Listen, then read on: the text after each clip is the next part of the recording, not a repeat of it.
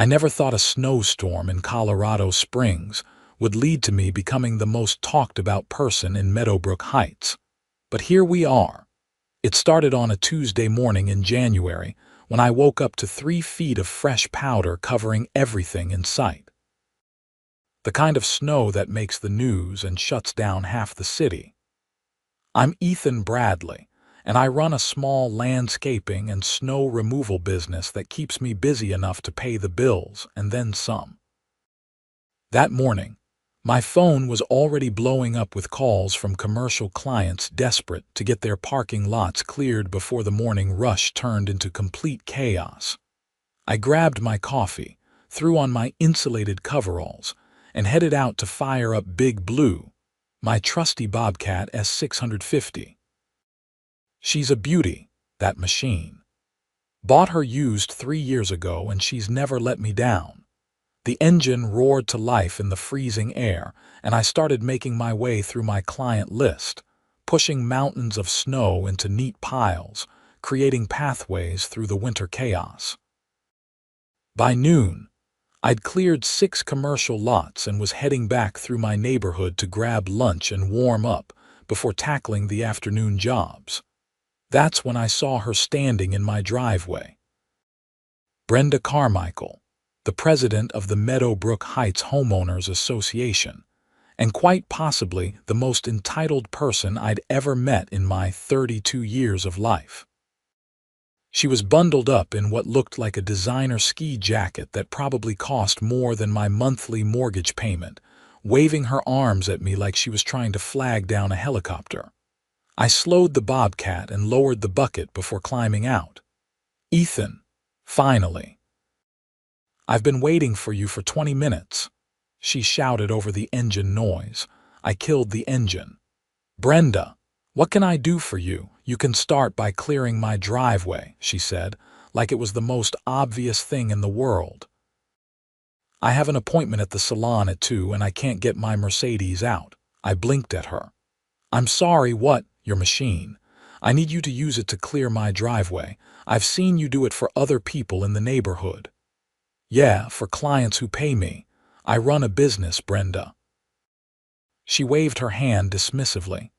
"Oh, don't be ridiculous. We live in the same neighborhood. Neighbors help neighbors. That's what community is all about." I felt my jaw tighten. Community is great. My business pays my bills. "If you want me to clear your driveway, I charge $200 for residential properties this size with this much snow." Her face went red. Actually red, which was impressive given how cold it was. $200. That's highway robbery. I could hire someone for $50. "Then hire someone for $50, I said calmly. "But you'll be waiting a while.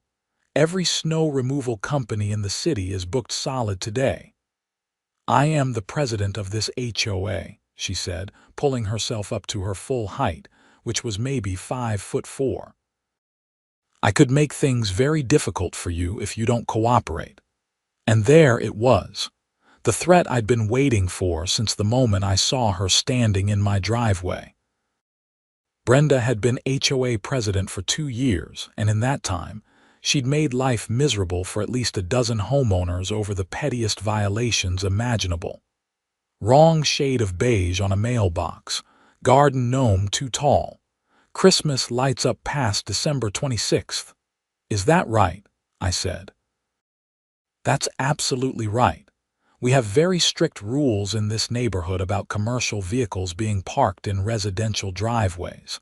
I could fine you every single day you park that thing here." I looked at Big Blue, sitting in my driveway where she'd been parked for 3 years without issue. "That's a work truck, Brenda. Half the people in this neighborhood park work vehicles in their driveways, but they don't have loud, obnoxious construction equipment like yours. So this is about revenge because I won't do free work for you.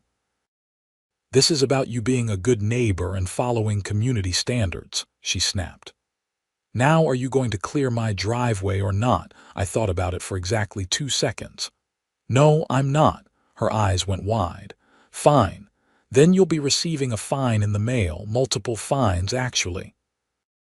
I'm going to go through every single inch of your property and find every violation I can."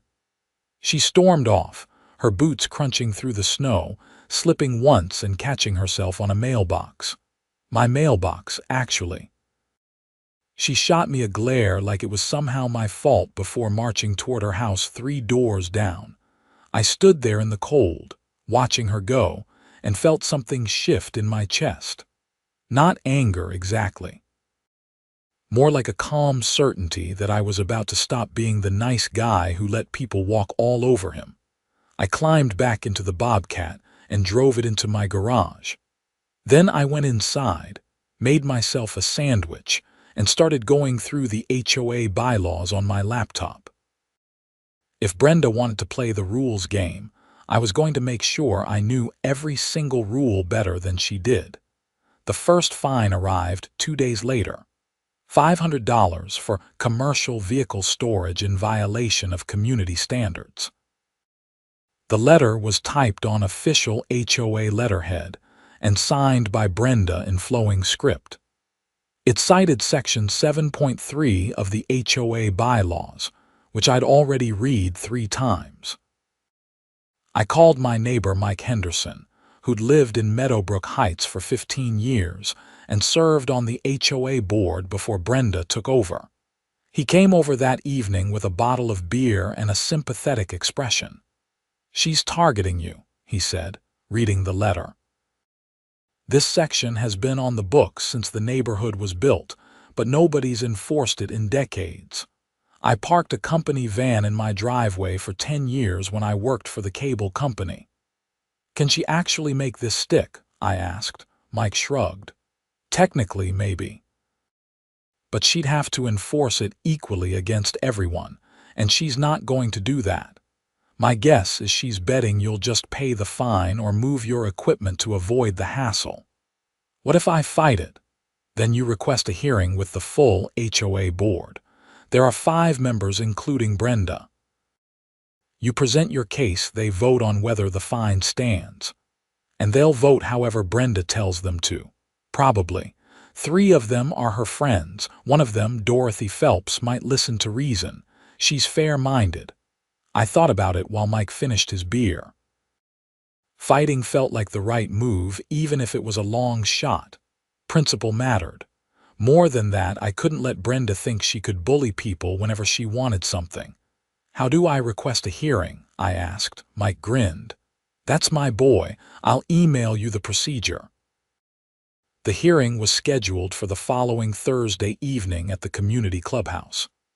In the meantime, 2 more fines arrived. One for a crack in my driveway that apparently violated maintenance standards. Another for having my trash cans visible from the street on a non-collection day, even though I'd brought them in within the required 4-hour window. That fine was for $200, $700 in total, for absolutely nothing.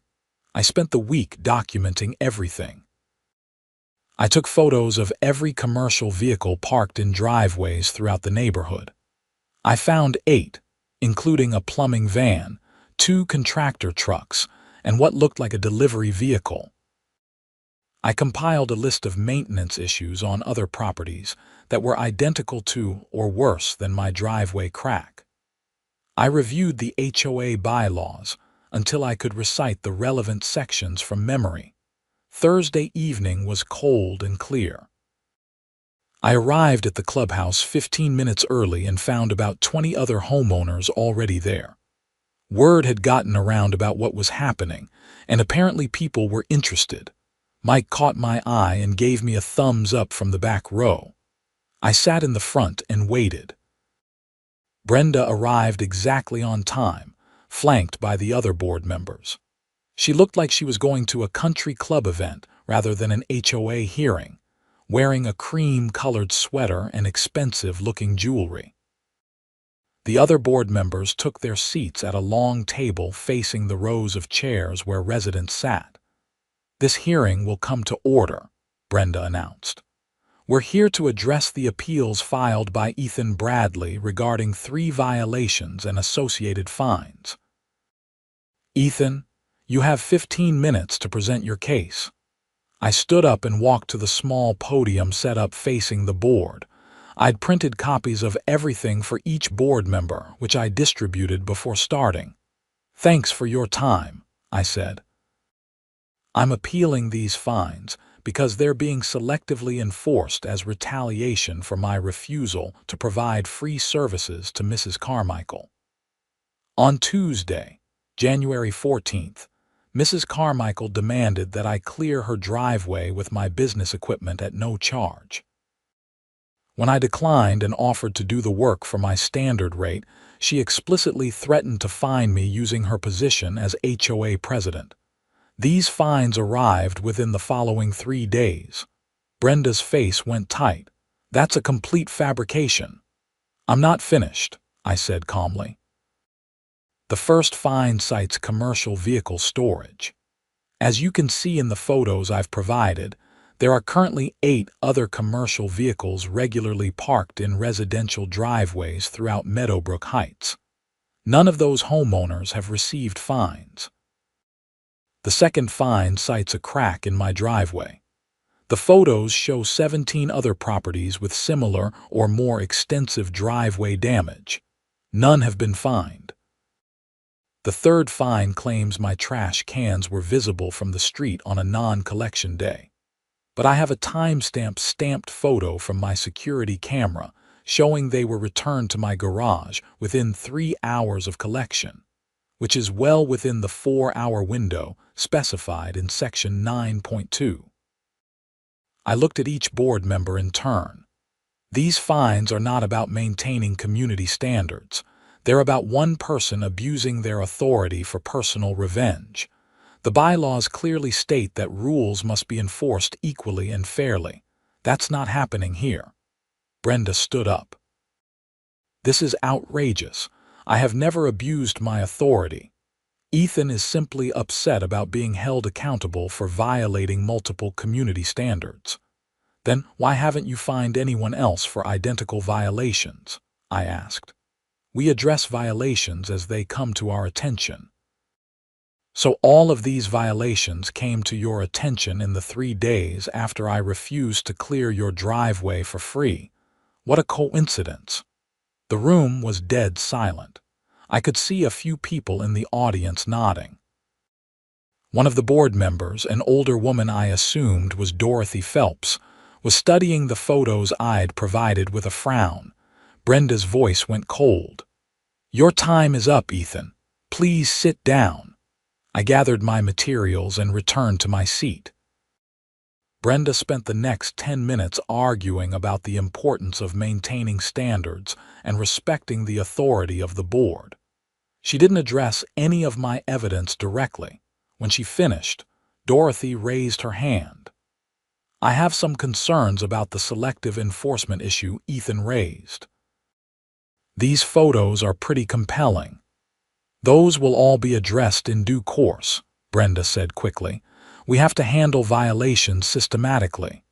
"But you handled 3 of Ethan's violations within 3 days of each other," Dorothy pointed out. "That seems pretty fast." Another board member, a man named Richard Sterling, cleared his throat. "I think we should table this and review the enforcement patterns more carefully. Something does seem off." Brenda looked like she'd been slapped. "We are not tabling anything. We have clear violations and clear evidence." "All in favor of upholding the fines," she raised her hand. So did 2 other board members, friends of hers whose names I didn't catch. Richard and Dorothy kept their hands down. "The motion passes 3-2, Brenda announced. "The fines stand. This hearing is adjourned." I felt my hands curl into fists, but I kept my expression neutral. I'd known this was likely, but it still stung. $700 because I wouldn't be someone's free labor. People started filing out. Several stopped to pat my shoulder or tell me they thought the ruling was unfair. Mike walked out with me. "That was some grade of bullshit," he muttered. "But you put up a good fight. Lot of good it did me." "You planted seeds." Dorothy and Richard both saw through Brenda's act. That matters. I drove home feeling hollow. $700 wasn't going to bankrupt me, but it was the principle, the injustice of it. I parked in my garage and sat in my truck for a long moment, staring at nothing. Then I noticed the letter taped to my front door, another violation notice. This one cited my mailbox for being insufficiently maintained and showing signs of weather damage and deterioration inconsistent with community aesthetic standards. Fine amount, $300. Something snapped.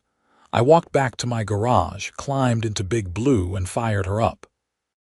It was 8:30 at night and fully dark, but I had work lights on the Bobcat. I flipped them on and drove slowly down the street toward Brenda's house. Her mailbox stood at the end of her driveway, a fancy thing made to look like a miniature version of her house, complete with decorative shutters and a copper roof. It probably cost $500. I stopped the Bobcat and sat there idling, staring at that mailbox. My rational brain was screaming at me to turn around and go home, that this would only make things worse. That revenge wasn't the answer, but the other part of my brain, the part that was tired of being pushed around and punished for standing up for myself, had different ideas. I lowered the bucket and gave it some gas. The mailbox never stood a chance. The bucket caught it at the base and sent it flying into Brenda's snow-covered lawn, where it landed with a satisfying thump. But I wasn't done. I scooped up a massive load of snow from the pile at the edge of her driveway and deposited it right where the mailbox had been, burying the broken post and creating a mountain of white that had to be 4 feet high. Then I scooped up another bucket load and dumped it on top of the mailbox itself, completely covering the decorative little house until it disappeared under the snow. The whole thing took maybe 90 seconds. Then I drove the Bobcat back to my garage, parked it, went inside and poured myself a bourbon.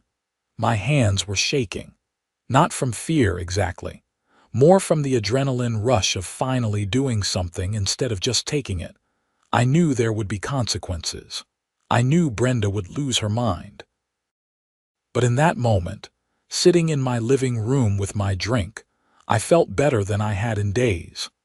I slept surprisingly well that night. The banging on my door started at 6:30 in the morning. I stumbled out of bed, pulled on a robe, and opened the door to find Brenda standing there with her phone out, taking pictures of me. "You vandalized my property," she shrieked. "Good morning to you too," I said. "Don't play games with me. I know it was you. You destroyed my mailbox." "I don't know what you're talking about. There are tire tracks from your driveway to mine. I'm calling the police." "You do that," I said, and closed the door in her face. She kept banging for another minute, then I heard her stomping away, already yelling into her phone. I made coffee and waited. The police arrived about 45 minutes later. A single officer in a Colorado Springs Police Department cruiser. I met him at the door before he could knock. "Morning, officer. I'm guessing this is about Brenda Carmichael's mailbox." The officer, whose name tag read Martinez, looked tired. "That's right. She filed a vandalism report. She claims you destroyed her mailbox with construction equipment last night around 8:30. Did she see me do it?" "She says she didn't witness it directly, but she saw tire tracks and heard equipment running around that time." "Officer Martinez, I've been having some issues with Mrs. Carmichael lately. She's the HOA president and she's been issuing me questionable fines after I refused to do free work for her. I think she's looking for any reason to cause me trouble." Martinez nodded slowly. "She mentioned you had conflicts. I'm not saying I had anything to do with her mailbox, but if I did, hypothetically, do mailboxes fall under vandalism laws, or is there some other statute I should be aware of?" The officer's mouth twitched like he was fighting a smile. "Technically, damaging a mailbox is a federal offense since it's considered federal property. But in practice, for something like this, It's usually handled as misdemeanor criminal mischief if there's evidence of who did it. And is there evidence? There are tire tracks, but they're not exactly unique. Could have come from any piece of equipment. Martinez looked at me for a long moment. Look, off the record, I've responded to calls in this neighborhood before. Mrs. Carmichael tends to overreact to things. But I still need to file a report and investigate properly. Do you have any video surveillance that might have captured your driveway or the street last night? I have a camera on my front door, but it doesn't point toward the street. What about your Bobcat? Does it have any identifiable damage that might match marks on the mailbox? I haven't noticed any. Martinez nodded again. Okay, I'm going to check out the scene and write up my report. If any evidence points definitively to you, we'll be in touch. Otherwise, Mrs. Carmichael will need to file an insurance claim for the mailbox. Thanks for being reasonable about this, officer. Just doing my job. Have a good day, Mr. Bradley. He left, and I watched from my window as he spent about 20 minutes at Brenda's house, taking photos and measurements. Brenda stood there the whole time, gesticulating wildly. Martinez maintained his professional demeanor throughout, nodding and taking notes. After he left, I got dressed and headed to my first job of the day. My phone rang while I was loading equipment into my truck. It was Dorothy Phelps from the HOA board. Ethan, this is Dorothy. I'm calling about the incident with Brenda's mailbox. My stomach dropped. What about it? She's calling an emergency board meeting for tonight. She wants to issue a fine and possibly pursue legal action against you for vandalism on HOA property. The mailbox is on her property, not HOA property. She's claiming it affects the community aesthetic and represents destruction of property within HOA boundaries. Look, between you and me, I think she's reaching. But she's got Carol and Janet wrapped around her finger, so she'll have the votes to do whatever she wants unless Richard and I can talk sense into them. I appreciate the heads up. Did you do it? Dorothy asked bluntly. I hesitated. Dorothy, I don't think I should answer that question, she sighed. That's what I thought. Listen, I've lived in this neighborhood for 20 years. I've seen 5 different HOA presidents come and go. Brenda is by far the worst. She's vindictive and petty, and she abuses her authority constantly. But you can't fight her by destroying property, Ethan. That makes you the bad guy. You're right, I said. I let my frustration get the better of me, so you did do it. I didn't say that. Dorothy laughed despite herself. You're a piece of work, okay. Come to the meeting tonight if you want to defend yourself. 7 p.m. at the clubhouse, but be prepared for Brenda to throw the book at you. Thanks for the warning. I spent the day working, pushing the situation to the back of my mind while I focused on clearing parking lots and driveways for actual paying customers. By the time evening rolled around, I'd made enough to cover Brenda's original fines twice over, which helped my mood considerably. The emergency board meeting had an even bigger crowd than the first hearing. Apparently destroying an HOA president's mailbox was hot gossip in Meadowbrook Heights. I arrived to find the clubhouse packed, with people standing along the walls because all the chairs were full. Brenda looked like she was ready for war. She dressed in a severe black pantsuit and had her hair pulled back in a tight bun. She called the meeting to order by literally banging a gavel on the table, which seemed excessive. We're here to address the criminal vandalism committed against my property by Ethan Bradley, she announced. Last night, he used his construction equipment to deliberately destroy my mailbox and bury it under snow. This is completely unacceptable and represents a serious threat to our community's safety and standards. I raised my hand. Do you have evidence I did this? I have tire tracks leading from your driveway to mine. Tire tracks that could have come from any vehicle or equipment. The police investigated and apparently didn't find enough evidence to charge me with anything. That doesn't mean you didn't do it. Actually, in America, that's kind of exactly what it means. Innocent until proven guilty, the crowd murmured. Some people were clearly on my side. Others looked scandalized that I'd talk back to the HOA president. Brenda's face went red. Your attitude proves your guilt. A respectful, innocent person would be apologizing for any confusion and offering to help replace the mailbox. Why would I offer to replace something I didn't break? Because you're a member of this community and you should care about your neighbors. Like you cared about me when you issued $700 in retaliatory fines. That stopped her cold. She opened and closed her mouth a few times before finding her voice. Those fines were legitimate. According to a vote you forced through by manipulating the board, Dorothy and Richard both had concerns. Dorothy shifted in her seat. Richard looked uncomfortable. The other two board members, Carol and Janet, just glared at me like I'd insulted their best friend, which I suppose I had. Brenda shuffled her papers.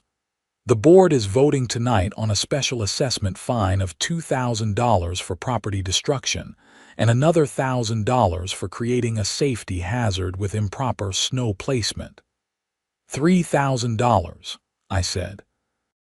For a mailbox I haven't been proven to have touched, for pattern of disruptive behavior and disrespect for community standards. This is insane. Dorothy raised her hand. I have to agree with Ethan. We can't fine someone $3,000 without actual proof they did anything wrong. The police didn't charge him. We have no video evidence. All we have is Brenda's assumption. She saw the tire tracks, Janet protested. Tire tracks aren't proof, Richard added. They're circumstantial at best. Brenda looked panicked. She was losing control of the meeting. Fine. Then we'll fine him for the other violations, the ones he never paid. He's appealing those, Dorothy said. The appeal was denied, because you pushed through a vote before we could properly review the evidence. I moved to reopen those appeals and conduct a proper investigation into whether rules are being enforced fairly across the community. Second, Richard said immediately. Brenda's face went from red to purple. You can't do this. Actually, we can, Dorothy said calmly. That's how the board works. We vote on things. All in favor of reopening the appeals, Dorothy and Richard raised their hands. Carol and Janet kept theirs down. Brenda looked like she was going to explode. We have a 2-2 tie, Dorothy said. Brenda, as president, you cast the deciding vote. The room waited. Brenda clearly wanted to vote no, but she just spent 20 minutes ranting about the importance of proper procedure and evidence. If she voted against her own standards, she'd look like a hypocrite in front of 40 neighbors. This is ridiculous, she muttered. Fine. Yes. We'll reopen the appeals, but I want it on record that I believe Ethan Bradley is guilty of vandalism and should be held accountable. Noted, Dorothy said. Now, for the new fines related to the mailbox incident. All in favor. Only Carol and Janet raised their hands. The motion fails. No fines will be assessed at this time. I felt a wave of relief wash over me. It wasn't a complete victory, but it was something. Brenda gathered her papers with shaking hands and adjourned the meeting without another word. She stormed out of the clubhouse, leaving the other board members to awkwardly chat with residents. Dorothy found me on my way out. You got lucky tonight. I know, thank you for speaking up. Don't thank me yet. Brenda's not going to let this go. She's going to be watching you like a hawk, waiting for any excuse to come after you again. So what do I do? Follow every rule perfectly. Give her nothing to work with. And maybe, just maybe, consider apologizing for the mailbox even if you don't admit guilt. Extend an olive branch. I thought about it while walking to my truck. The rational part of my brain knew Dorothy was right. The smart move was to de-escalate, be the bigger person, move on. But I'd spent too many years being the bigger person with people like Brenda. Always backing down, always apologizing, always making myself smaller to avoid conflict. I was done with that. Over the next week, I made sure my property was absolutely perfect. I patched the crack in my driveway with cold mix asphalt. I parked Big Blue in my garage instead of the driveway. I brought my trash cans in within 30 minutes of collection. I even trimmed some bushes that were starting to look a little overgrown. Brenda drove past my house at least 3 times a day, slowing down to inspect everything. I waved at her each time. She never waved back. The reopened appeal hearing happened the following Tuesday. This time, Dorothy had done her homework. She'd driven through the entire neighborhood documenting every violation identical to the ones I'd been fined for. She'd compiled a report showing that in the past 3 years, Brenda had issued fines to 12 different homeowners, and in every single case, it had been someone who'd had some kind of conflict with her personally. One guy had complained about her dog barking, fined for lawn maintenance. Another had asked her to stop parking in front of his house during her book club meetings, fined for leaving his garage door open. A woman had declined to donate to Brenda's favorite charity, fined for holiday decorations that supposedly violated the time limits, even though half the neighborhood had identical decorations up for the same period. The pattern was damning. The board voted 4-1 to rescind all my fines, with only Brenda voting against. They also voted to implement new oversight procedures, requiring any fines over $200 to be approved by at least 3 board members. Brenda went silent and cold. She didn't scream or threaten, just sat there with her lips pressed into a thin line, staring at the wall. After the meeting, Richard pulled me aside. "Watch yourself. I've seen her like this before. She's planning something." "Let her plan," I said. "I haven't done anything wrong." That was Thursday. On Friday morning, I woke up to find all 4 of my truck tires slashed. I stood in my driveway in my pajamas and winter coat, staring at the damage. Each tire had a clean cut on the sidewall, too precise to be accidental. Someone had done this deliberately. I called the police and got Officer Martinez again. "You're having a rough month," he said, photographing the tires. "That's one way to put it. Any idea who might have done this?" "Brenda Carmichael." Martinez stopped photographing. "That's a serious accusation.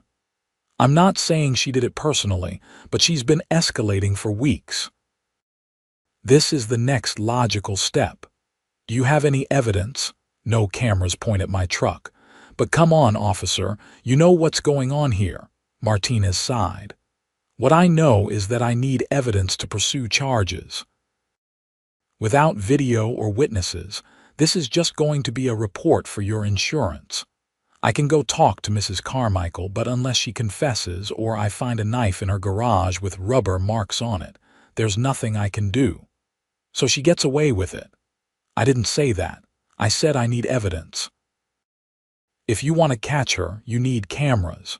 Good ones." I spent the afternoon installing a new security system. 6 cameras covering every angle of my property with cloud backup and motion alerts sent to my phone. The whole setup cost me $900, which stung, but felt necessary.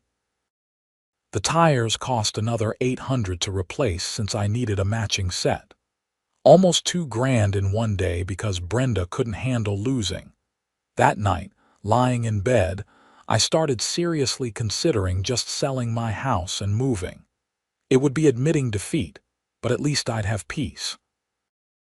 I could find another neighborhood without a psychotic HOA president, start fresh somewhere else, but the thought of Brenda winning, of her getting to push me out of my own home, made my blood boil. I'd lived here for 5 years. I'd built my business here.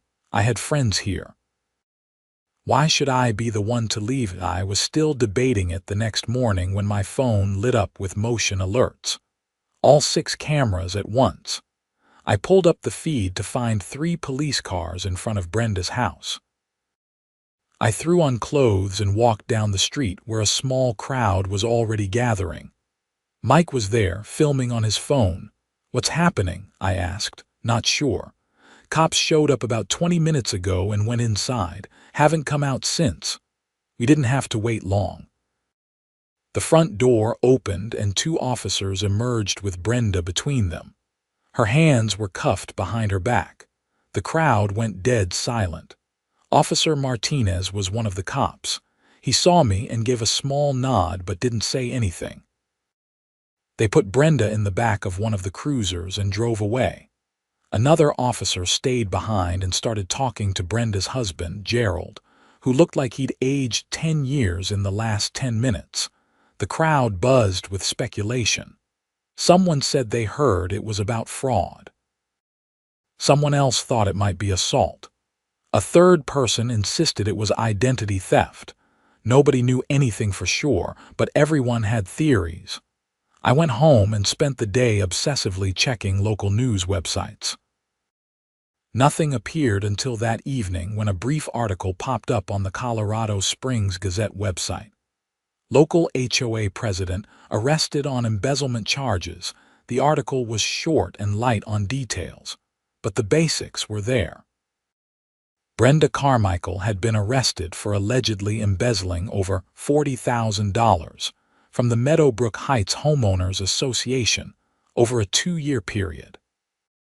An anonymous tip had led to an investigation which uncovered falsified expense reports, phantom vendor contracts, and direct transfers of HOA funds to Brenda's personal accounts. I sat back in my chair, stunned. $40,000. That was real money. Serious crime money. My phone rang. "Dorothy, did you see the news?" she asked. "Just read it. Is it true?" "I think so. Richard and I requested a financial audit last week after the pattern of vindictive fines came to light. We wanted to see if there were other irregularities. The auditor found some things that didn't add up and reported them to the police. They moved faster than I expected." $40,000, I said. "That's insane." She was billing the HOA for landscaping services that never happened, snow removal from a company that doesn't exist, legal fees for lawyers she never hired. It was systematic and deliberate. How did nobody notice? She was the president, and she controlled who saw the financial reports. Carol and Janet rubber-stamped whatever she put in front of them. Richard and I never got the detailed statements until we specifically demanded them. I thought about all those fines she'd issued, all that righteous indignation about community standards and rules and respect. She'd been stealing from everyone the entire time. "What happens now?" I asked. "The board will meet tomorrow to appoint an interim president and figure out next steps. The lawyer says we'll probably get some of the money back eventually, but it depends on Brenda's assets and how her case goes. Criminal court first, then civil recovery." "Who's going to be interim president?" Dorothy laughed. "Richard and I are drawing straws. Nobody wants the job after this disaster." The next month was surreal. Brenda's arrest became the talk of not just Meadowbrook Heights, but the wider Colorado Springs area. Local news ran stories about HOA corruption and interviewed residents about their experiences. I declined all interview requests, but several of my neighbors didn't, and suddenly everyone knew about the retaliatory fines and destroyed mailboxes and slashed tires. The police found evidence linking Brenda to my tires, by the way. Security footage from a neighbor's doorbell camera. 2 houses down caught her car driving past my house at 3 a.m. the night it happened. Combined with a receipt from a hardware store for a utility knife purchased the day before, it was enough to add vandalism and property destruction charges to her embezzlement case. The mailbox thing never got officially resolved.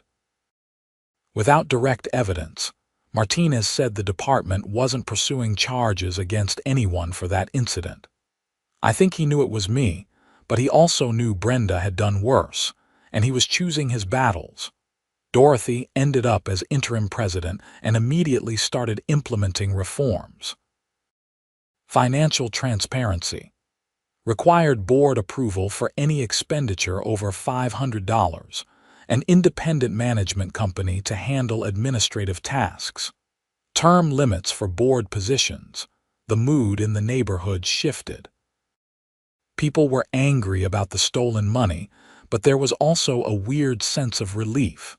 Like everyone had been holding their breath for 2 years and could finally exhale. I ran into Gerald one day at the grocery store. He looked exhausted. "I'm sorry about your truck tires," he said quietly. I didn't know she'd done it until the police told me. "It's not your fault. She's not well, Ethan. I've been trying to get her to see someone about her stress and anxiety for years, but she wouldn't listen. She just got more and more controlling about everything." "That doesn't excuse stealing $40,000. "No," he agreed. "It doesn't. I'm divorcing her. I can't do this anymore." He walked away with his shopping cart, shoulders hunched. I almost felt bad for him. Almost. The spring weather arrived in March, melting the last of the snow. Brenda's trial was scheduled for June, and the prosecution seemed confident they had a solid case. The HOA's lawyer said we'd likely recover about 60% of the stolen funds through asset seizure and repayment plans, which was better than nothing. I kept running my business. My client list actually grew after all the publicity, weirdly enough. People who heard the story seemed to appreciate that I'd stood up to an abusive HOA president, even if my methods had been questionable. Big Blue got a full tune-up and ran better than ever. I parked her in my driveway again, and nobody said a word. In April, I got a letter from the HOA. For a second, my stomach dropped, thinking it was another fine. But it was actually an apology. An official, board-approved apology for the harassment and wrongful fines.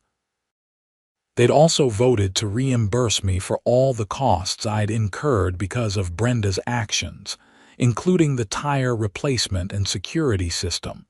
The check was for $3,000. I called Dorothy to thank her. "It's what you deserve," she said. And honestly, after everything she stole, $3,000 is nothing. The legal settlement will probably cost the HOA 10 times that much in the end. But Richard and I felt like making sure individuals she hurt got made whole was important. I appreciate it more than I can say. "Just promise me that if you ever have an issue with the HOA again, you'll come talk to us instead of burying more mailboxes." I laughed. "Deal. Though for the record, I never admitted to burying that mailbox." "Sure you didn't. Have a good day, Ethan." Brenda's trial happened in June like scheduled. I didn't attend most of it, but I went to the sentencing hearing in August. The courtroom was packed with Meadowbrook Heights residents, all wanting to see the conclusion of the drama that had consumed our neighborhood. The judge sentenced Brenda to 4 years in prison for embezzlement and ordered her to repay the full $40,000 plus interest and penalties. With the vandalism charges for my tires, she got an additional 6 months, 4.5 years total. She stood there in her orange jumpsuit, looking smaller than I'd ever seen her. No designer clothes, no makeup, no authority, just a middle-aged woman who'd let power go to her head and made catastrophically bad choices. I didn't feel triumphant watching her get sentenced. I didn't feel happy. Mostly, I just felt tired and ready for it all to be over. Gerald filed for divorce while she was awaiting sentencing. I heard he moved to Denver to stay with family. Life in Meadowbrook Heights slowly returned to normal. Dorothy served as president for a year before stepping down and letting someone younger take over. The new president, a guy named Tom Chen who worked as an accountant, ran things efficiently and fairly. No drama, no power trips, just boring administrative work. It was exactly what we needed. I still do snow removal every winter. Commercial lots mostly, but a few residential clients too. I charge fair rates and do good work, and my business continues to grow. Sometimes I drive past where Brenda used to live. New owners bought the house in the fall. A young couple with a baby. They put up a new mailbox, a simple standard issue thing from Home Depot. No fancy copper roof or decorative shutters. I wonder sometimes if I handled everything the right way. If I should have been more patient, more mature, less petty about the mailbox. If maybe I let my anger control me when I should have taken the high road. But then, I remember standing in my driveway with Brenda screaming at me, demanding free labor and threatening my livelihood if I didn't comply. I remember the fines based on lies, the tire slashing, the constant harassment. And I think maybe the mailbox was exactly the right response. Not because it was mature or high-minded or noble, but because sometimes people like Brenda only understand consequences. Sometimes you can't reason with bullies. Sometimes you have to show them that you won't be pushed around, even if it costs you. The mailbox became a symbol, not of my worst impulse, but of my refusal to be a victim. It was childish and petty and probably wrong on a dozen different levels. But it was also the moment I stopped letting Brenda control my life. She was the one who escalated to property destruction and embezzlement. She was the one who let her need for control consume her completely. I just buried a mailbox. Okay, I also caused the whole thing by refusing free work and standing up to her in the first place. But I don't regret that part. The September HOA meeting focused on budget planning for the following year. I attended because I'd actually started caring about neighborhood governance after everything that happened. Tom Chen presented reasonable proposals for street maintenance and common area landscaping. We voted to approve everything without drama. On my way out, Mike caught up with me. "Hey, you hear the news about Brenda? She's trying to appeal the sentence." "Good luck with that," I said. "She's guilty as hell." That's what her lawyer said. Apparently she's not handling prison well. Not my problem anymore. We walked to our cars together. The evening was cool and pleasant, with the mountains visible in the distance under a clear sky. It was the kind of night that reminded me why I'd moved to Colorado in the first place. "You think she learned anything from all this?" Mike asked. "Probably not," I said. "People like Brenda rarely do." "That's depressing." "Maybe, but I learned something." "What's that?" "That standing up for yourself matters even when it's hard, especially when it's hard. I spent too many years avoiding conflict and trying to keep the peace with people who didn't deserve it. I'm done with that." Mike grinned. "I'm glad you buried her mailbox." "I didn't admit to that." "Sure. My mistake. I'm glad someone mysteriously buried her mailbox in a completely unrelated incident that had nothing to do with you." I laughed and climbed into my truck. Driving home through Meadowbrook Heights, I noticed improvements everywhere. Fresh paint on the clubhouse, new playground equipment in the common area, flower beds that actually had flowers in them. Tom Chen was doing a good job. The HOA was functioning like it was supposed to, maintaining the neighborhood instead of serving as a power trip for whoever was in charge. My house looked good when I pulled into the driveway. I'd painted the shutters in the spring and redone the front landscaping. Everything was up to code and then some. Not because I was afraid of fines, but because I actually cared about how my property looked. The difference mattered. Inside, I made dinner and caught up on emails. A new client wanted a quote for commercial snow removal on 3 properties. Another needed help with a landscape installation project. Business was good, better than good, actually. My phone buzzed with a text from a number I didn't recognize. "Is this Ethan Bradley, the guy from the HOA case?" I hesitated before responding. "Who's asking? My name is Jennifer Wallace. I'm dealing with a nightmare HOA situation in my neighborhood, and someone said you might be willing to talk to me about it." I stared at the message for a long moment. Part of me wanted to ignore it.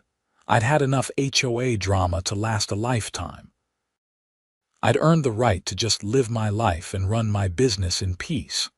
But I remembered how alone I'd felt when Brenda was coming after me. How grateful I'd been for Dorothy and Richard speaking up, for Mike offering support, for Officer Martinez treating me like a human being instead of a criminal. I typed back, "Sure.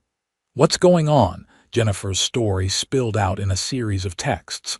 An HOA president who was threatening foreclosure over minor violations, questionable fines, selective enforcement. The same pattern I'd experienced, playing out in a different neighborhood. "You have documentation?" I asked. "Photos and copies of all the letters. My husband thinks I'm overreacting, but I know this isn't normal." "It's not normal. You need to request a hearing with the full board and present evidence of selective enforcement. Also check if your HOA is registered properly with the state and following their own bylaws. A lot of them aren't." "How do I do that?" I spent the next 20 minutes walking her through the same process I'd followed. The research, the documentation, the strategic approach to fighting back. "Thank you so much," she wrote finally. "I was starting to think I was going crazy." "You're not crazy. These people abuse their authority because they can, but they hate it when you know the rules as well as they do. Make them follow their own procedures." "Did your HOA president ever back down?" "She got arrested for embezzlement," I typed. "So it didn't come up." There was a long pause. Then, seriously. Sometimes the people who are loudest about rules are breaking the biggest ones. After Jennifer thanked me again and signed off, I sat there thinking about how many other people were probably dealing with similar situations right now. How many Brendas were out there, using HOA positions to bully and control their neighbors. I opened my laptop and started typing. Not a legal document or a complaint, just a blog post about my experience. Everything that had happened, from the snow removal demand to the trial. The mistakes I'd made. The things I'd learned. The strategies that worked. I titled it, "How to Fight Back Against an Abusive HOA President," and posted it on a new website I created called survivinghoas.com. Then I went to bed, not expecting much to come from it. Within a week, the post had been viewed 10,000 times. People were emailing me with their own stories. Someone shared it on Reddit and it went viral. Local news called asking for interviews, which I declined, but the attention kept building. I started getting consulting requests. People wanted to pay me to help them fight their HOAs. I wasn't a lawyer, so I couldn't give legal advice, but I could share my experience and help people document their cases. It became a side business. Not huge money, but enough to matter. More importantly, it felt meaningful. I was helping people who were in the same position I'd been in, feeling powerless against an organization that was supposed to serve them. By November, I'd helped about 30 different people with their HOA disputes. Most cases settled without needing lawyers once the HOA boards realized the homeowners knew their rights.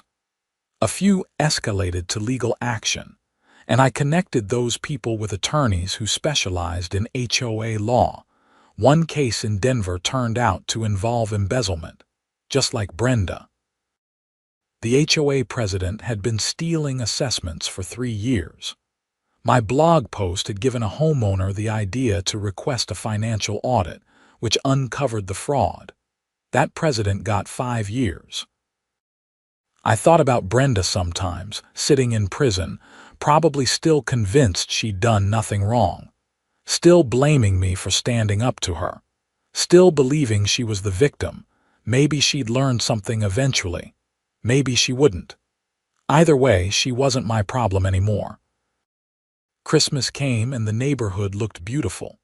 Lights everywhere, all within the HOA guidelines, but nobody stressed about it. Tom Chen had taken a light touch to enforcement, focusing on actual problems rather than petty violations. I put up lights on my house and a wreath on my door. Big Blue sat in my driveway, ready for the next snowstorm. My security cameras kept watch, though I didn't expect to need them anymore. On Christmas Eve, Dorothy knocked on my door with a plate of cookies. "Merry Christmas," she said.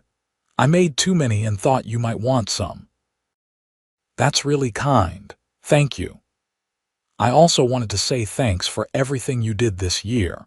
I know it wasn't easy standing up to Brenda, and you paid a price for it, but you helped expose something that needed to be exposed. The neighborhood is better because you didn't back down."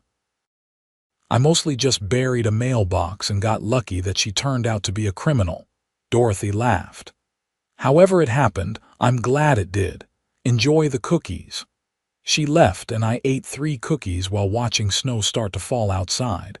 Big, fat flakes that promised a white Christmas. My phone buzzed. Another message from someone dealing with an HOA nightmare. I read through their situation and started typing advice, feeling that same sense of purpose I'd discovered when I helped Jennifer. Maybe burying Brenda's mailbox hadn't been my finest moment. Maybe I'd let anger guide me when I should have stayed calm. Maybe there were 100 better ways I could have handled the situation.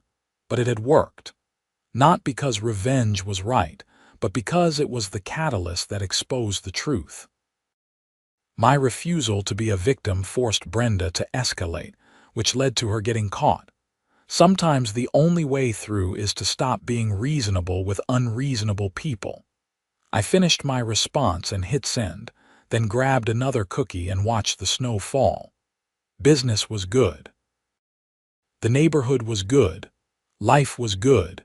And somewhere in a Colorado prison, Brenda was learning that actions have consequences. I could live with that.